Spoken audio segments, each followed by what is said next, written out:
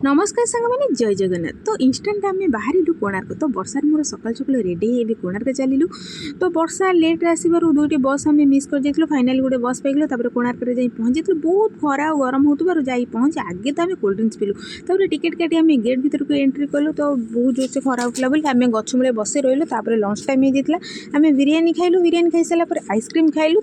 पुणी गेट भर को आम जाए बुलिलु आ फोटो उठेलु कहीं बहुत वर्ष पूर्वर तो मुझे निहाती 2015 आसती तो मुझे केवे आसनी तो कोणार्क पाखर आसी जाइए कि गेट भर को तो आसी पानी तो यही सुजोग मिलला।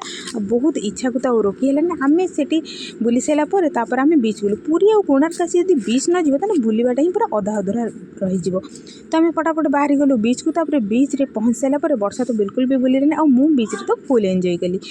आम से बुली सारापर आम ए भुवनेश्वर फेरुचु तो वर्षा अधा बाटर ओह्लैगला तो मुझे हॉस्टेल आसली। आपण भिडियो केमती लगे निहाती जणेबी। जय जगन्नाथ।